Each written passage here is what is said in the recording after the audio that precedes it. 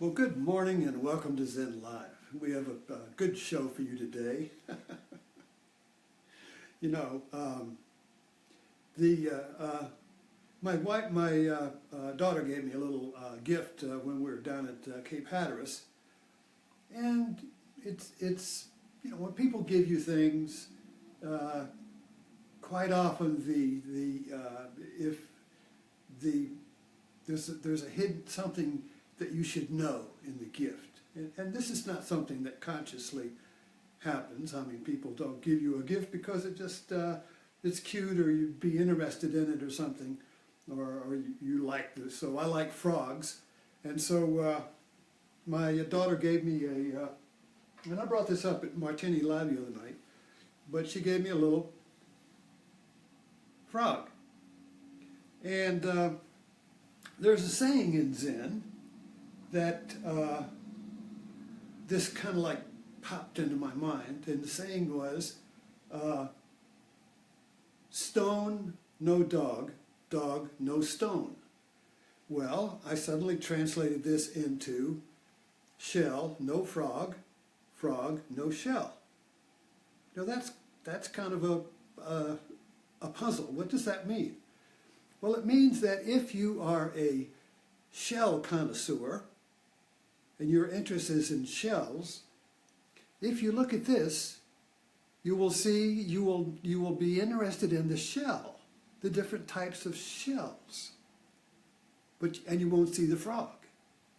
But if you are a frog collector, and you look at this, you will see the frog, and you won't see the shell. So in other words, we only see what we focus on. We only see the object that we focus on, and what we focus on is what we're interested in. So we only focus on what we're interested in. And we can't focus on two things at once with a narrow focused mind, you see. So stone, no dog, dog, no stone means that if you have a stone dog and you just look at the quality of the stone, you don't see the dog. If you're just interested in the dog, you don't see the stone. So the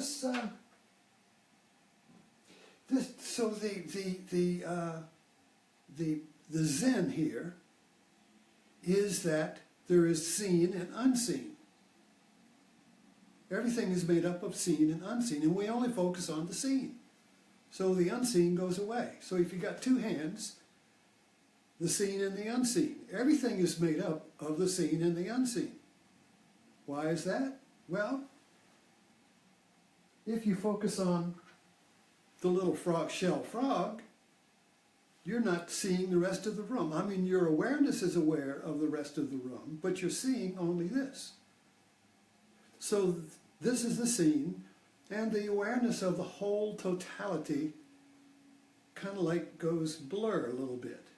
It's kind of like in photography. If you put on a narrow zoom lens, you just focus on the bird and the background is blurred. Put on a wide angle, everything's in focus. So the wide angle is a relaxed attention. Not a relaxed focus, a relaxed attention. So this kind of like, I was meditating on this morning. And now listen, just a little side note here.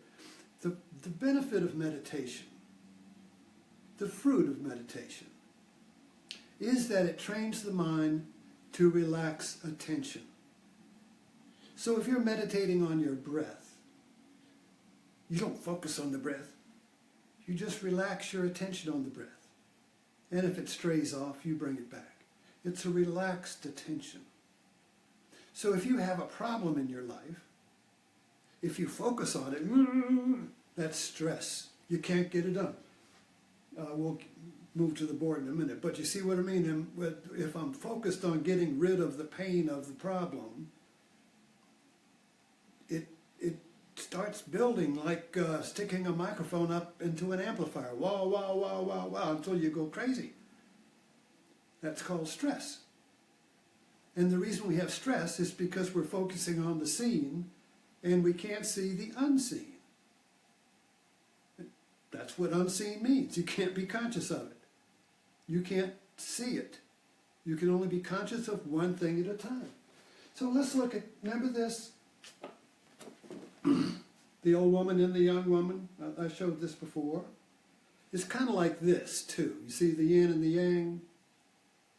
Okay, it's the same. This is a personification of this. This is unseen, this is seen. Now, I'm assuming you can see the old woman and the young woman. The old woman, here's her eye, here's her nose. The young woman, here's her, it's a profile, here's her ear, here's her eye. And I got to sneeze. Oh, excuse me. The interesting thing about this, if you focus your attention on the old woman, you can't see the young woman. If you focus your attention on the young woman, you can't see the old woman. And number two, you can't hold your attention on the old woman without the young woman breaking in and coming up. And if you focus your attention, hold the young woman, the old woman breaks in. Say, what about me? Then you focus on the old woman and the young woman says, what about me? So it begins to oscillate because the two make the whole. And consciousness can't be divided. If you try to divide consciousness, it's going to oscillate back and forth. So the interesting thing about this is that what if the young woman represents pain and the old woman represents, if the young woman represents pleasure, youth, and the old woman represents pain, old age, sickness, and death. That's what Buddha saw when he left his pleasure palace. Old age, sickness, and death, you see. Is that where it all ends? That's the old woman. And we want to be the young woman. We want to be young and beautiful and attractive, you see. Pleasure, pain, pleasure, pain. So, even America, we're founded on the pursuit of happiness. Well, that's the pursuit of pleasure. So we live in a nation who is dedicated to and believes in the pursuit of the young woman, the pursuit of pleasure and happiness. And we try to avoid the old woman in pain. So bringing this back to here, you see, this is pursuit of happiness and this is the pain. So this is the unseen. So we pursue the seen in time. So you see here, this is a wheel, the seen and the unseen, and it's moving in time, and I'm trying to have only pleasure, but I'm always getting pain. That's because pleasure and pain, P and P, are one. There is pleasure, see, there is pain and pleasure, there is pleasure and pain. But in the pursuit of just having all pleasure, I avoid the pain in the pleasure, and so this starts the rock going. So I'm constantly moving in time, trying to get the one, the happiness and the pleasure, and not get the unseen, because we don't see the pain in the pleasure. This is the trap, you see. And Buddha saw this. He saw that there is pain and pleasure, pleasure and pain. And if you eliminate, but one is unseen, because you can only see one thing at a time. So if I'm focused on getting the pleasure, which in terms of a problem would be getting the pleasure of solving the pain of the problem. So you see, the problem has pain, and I want to get to the pleasure without the pain. So the pleasure is in time, like I got to get to the pleasure and the removal of the pain. I try to separate the yin from the yang. And this creates time. This creates living in the future where I'll be happy. This creates stress in the present and the promised land of no stress in the future, when I get a better job or get rid of the boss or get rid of the wife or the husband or whatever, you see. So the problem follows us because it is part of the pleasure.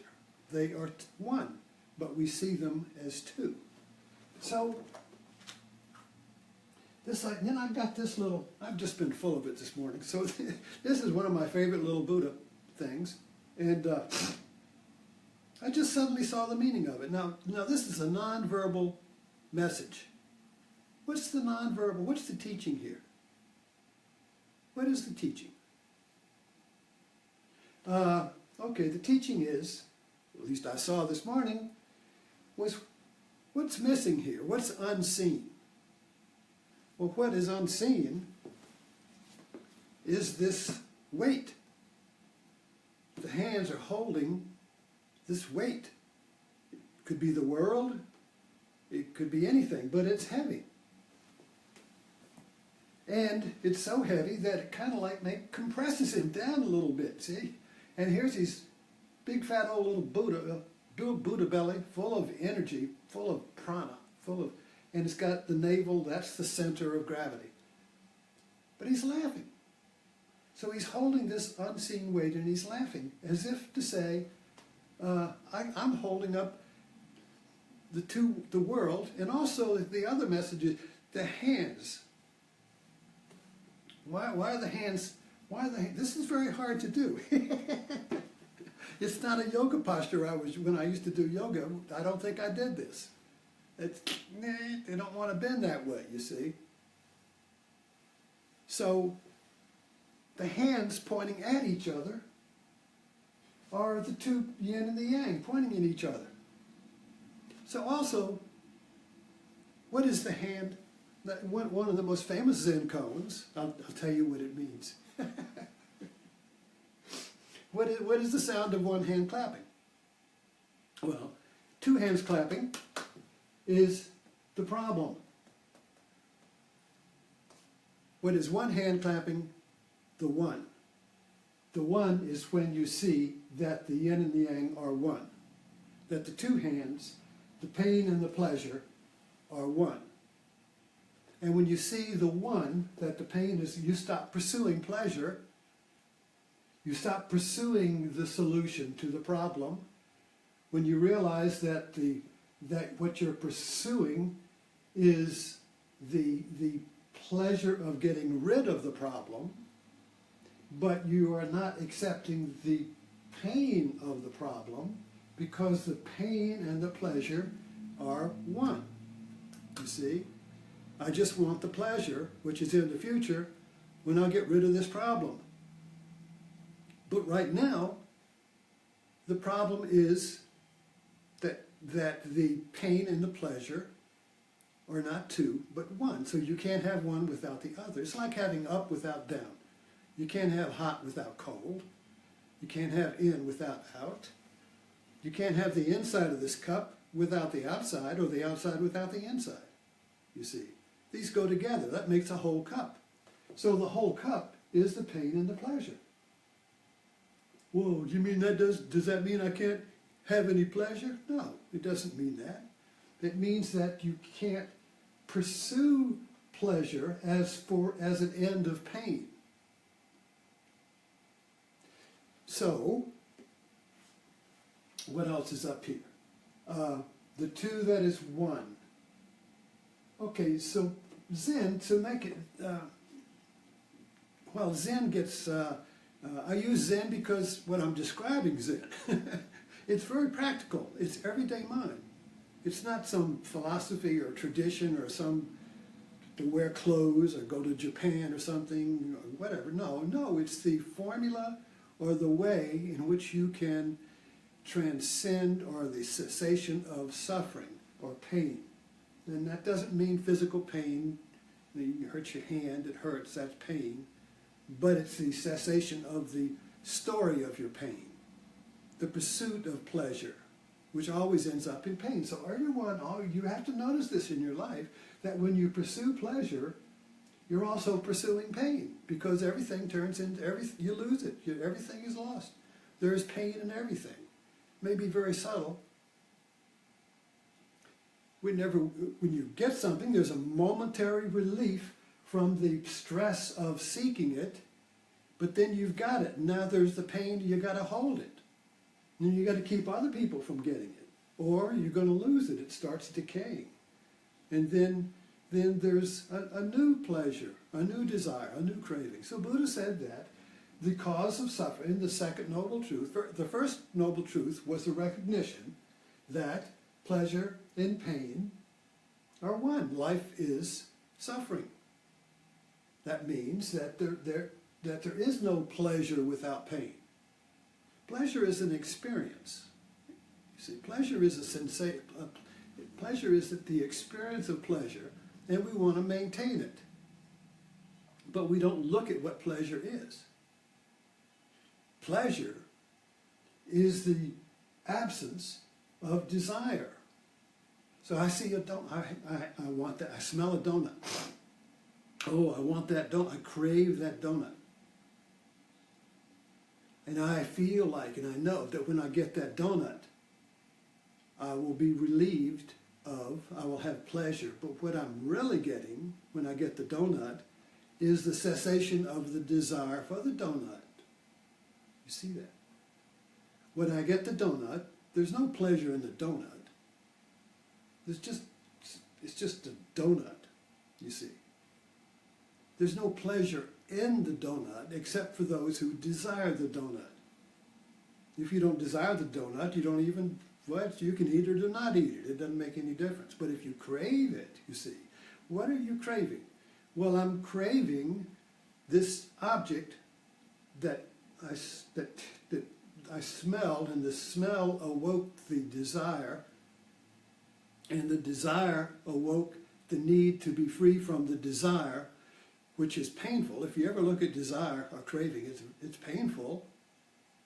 And so the illusion is that if I get the donut, I'll get the pleasure in the donut, but the pleasure is not in the donut. The pleasure is in the release from the desire for the donut. And we get the donut, and while we're eating it, we're talking to somebody else, and we don't even notice the donut. But we do feel relief, or the cessation of desire. So craving or desire is the cause of suffering. You see. But that doesn't mean you can't have a donut. It just doesn't mean you have this craving for it. So if you have a donut, you have a donut. If you don't, you don't. If you carry wood, you carry wood. If you carry water, you just do what you do. And there's no craving for pleasure, because just being here is pleasurable. Just being alive is pleasant. Just being alive is contentment. There's no place to go or nothing to do that will make you better than you are right now. So there is no pleasure to get. You've got it all. And you've got it all when you realize that the one that you seek is already here.